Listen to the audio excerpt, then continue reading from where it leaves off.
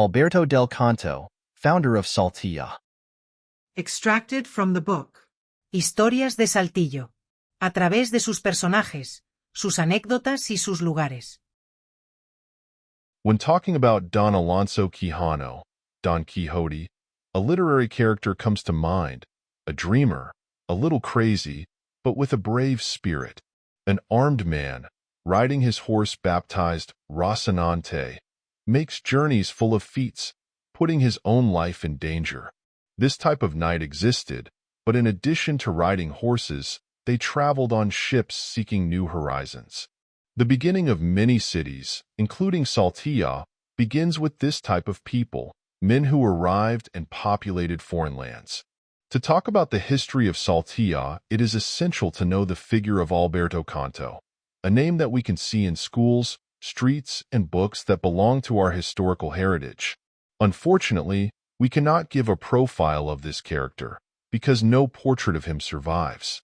There is a statue in the old neighborhood of Monterrey that shows us a character with a great presence, which is not entirely wrong, since there are testimonies that call him brave, reckless, bully, and even evil. We can say that he was an adventurer for leaving Portugal to conquer new lands, lands with great expectations, since gold was the main driving force of these conquests.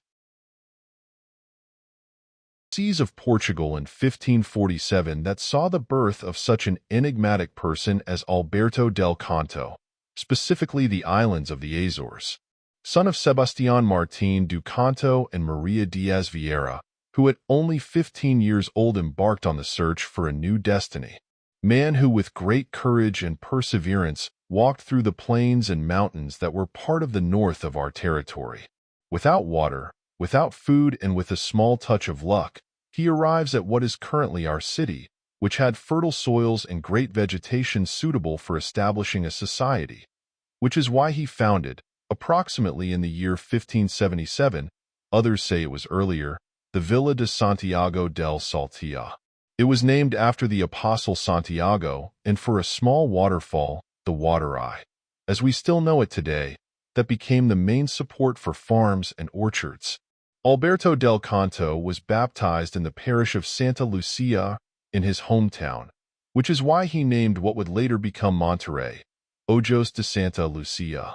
This has two meanings. Saint Lucy was a first-century martyr who lost her eyes when she was tortured for her Christian faith. The Monterrey Valley was full of water holes. He arrived from Mazapil with the task of founding a diocesan town, Saltillo, and two suffragans, Monterrey and Monclova, as ordered by law. He founded Saltillo with 16 colleagues who accompanied him. There were Portuguese, Basque, and Extremadurans to whom he distributed land and water. These families created Saltillo and had to work to adapt that immense valley and introduce agriculture and livestock. The climate and water there were suitable for the cultivation of wheat, a grain that was considered valuable and which became the main source of wealth for the town. The beginning of our city is the effort of men and women who started from scratch, who tried to survive and proposed a definitive permanence, creating societies, commerce, and a new culture. Later, Del Canto founded Monterrey and Monclova, first, and then Paris, which was called Valle de Perineos and depended on the mayor's office of Saltillo. Alberto del Canto was accused of the capture and sale of barbarian Indians, who ended up working in mines or in domestic service, an act that was prohibited throughout New Spain. In 1579, the governor of Nueva Vizcaya was ordered to punish Captain Alberto del Canto for having captured, enslaved, and sold Indians who were already pacified, which was ignored. Alberto del Canto is part of the imagination of Saltillo society, a character who, against all odds, arrives to new lands and founds our city. At the age of 64 in 1611, he died at his hacienda in Buenavista, a place near Saltillo. He died having great achievements and forming the beginning of a society of which we are part.